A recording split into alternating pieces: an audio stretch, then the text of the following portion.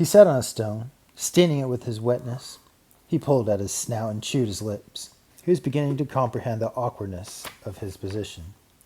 He was marooned on an island nowhere near civilization as far as he could tell, and if he was going to get off, it must be by his own devices. But he was obviously not going to cross that river in any boat he could put together out of the available materials. He had worked so quickly that it was still only mid-afternoon. He returned to the birch, thoughtfully munching on mushrooms along the way. He knew which ones were safe. He had studied mushrooms on Source's botany at home, and he and Amanda had picked them in the forest. He was hungrier than he had realized.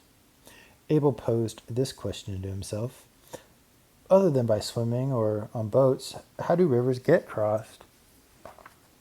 By tunnels and bridges, of course. Could he tunnel under that river with his paws, his penknife, and a homemade wooden shovel, perhaps?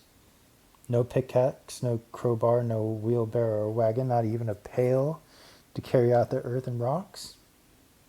He would have to start far back from the shore so as not to have to carry the diggings out of too vertical a shaft. He would have to burrow way down deep where it was almost as hard as rock, if indeed it wasn't rock itself. How could he be sure he was tunneling well under the riverbed? What if the river flooded his tunnel, or if the tunnel simply collapsed on him? What a way that would be for the descendant of an ancient and noble family to die, pressed out of existence in mundane mud, and no one even knowing what had happened to him or where. Only he himself would know, and just for a second at that, the tunnel idea was out. He would have to construct a bridge of some sort. He was intelligent and had imagination. Something would surely occur to him. This situation was by no means hopeless. However, he was clearly not leaving the island that day. He decided to explore it. This birch was situated near the upper end, which he had already hastily crossed. He now carefully walked its length. It was a typical piece of the temperate zone, with familiar kinds of rocks, trees, bushes, brambles, grass, and other plants. It was gravelly near the water, rockiest at the lower end, and from a mouse's point of view, hilly. Abel estimated the island to be about 12,000 taels long, 5,000 wide. What most felt like home in this strange place full of familiar objects was the birch. He had already slept in it twice. Returning there, he heard bird song and saw birds, but they showed no interest in him, and he felt no hope of communicating with them. They were wild, and he civilized. He knew that certain pigeons could be taught to carry messages. He had heard the woeful sounds of a mourning dove, but that was the wrong kind of pigeon. Though he was having a most extraordinary experience, Abel was bored. It was not an adventure of his choosing. It was being foisted on him, and that he resented. He even began to dislike his friends back home for lacking the powers of logic to puzzle out where he was so that they could come to his rescue. He wished to be in his own home with his loving wife, surrounded by the books he liked to browse in, by his paintings and his elegant possessions, dressed in neat, modish clothes, comfortable in a stuffed chair. He wouldn't even mind being bored there, staring at the patterns in the wallpaper. He was fed up with the stupid, pointless island. But the stupid island was where he was going to spend this night at least, in soiled clothes that were beginning to smell fusty.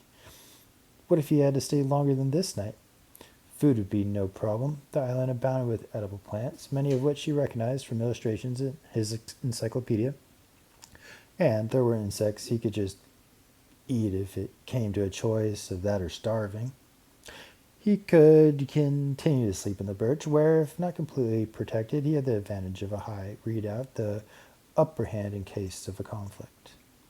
For dinner he ate wild carrots, carefully scraped with his knife. Then, with his paws folded across his belly, where the nourishment was being extracted from the carrots, he sat under his birch in the opal glow of the waning day and took stock of his resources.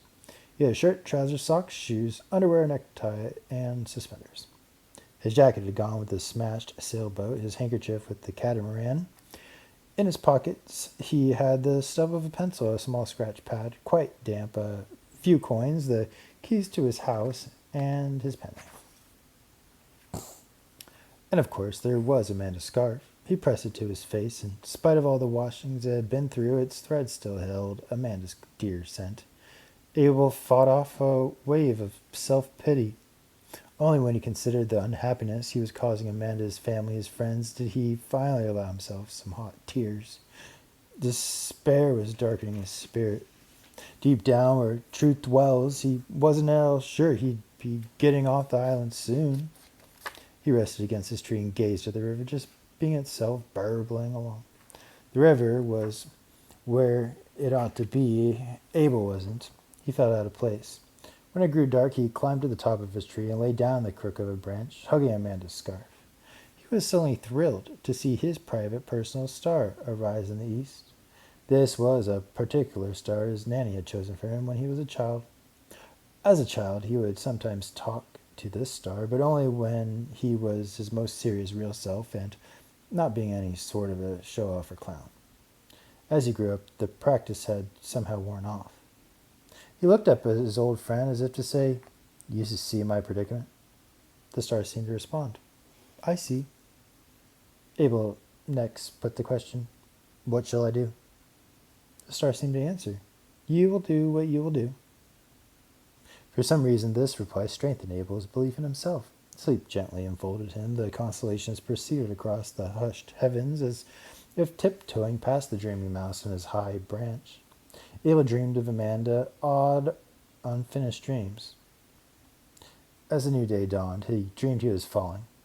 There was nothing to get a hold of in the awesome void, and he plummeted toward unthinkable pain on the hard ground. Was he really dreaming? Yes. But he was also really falling. Dream and reality were the same. He hit a leafy branch, which broke his fall, and he landed in deep grass and was awake. It sickened him to see the river in the pale, early light.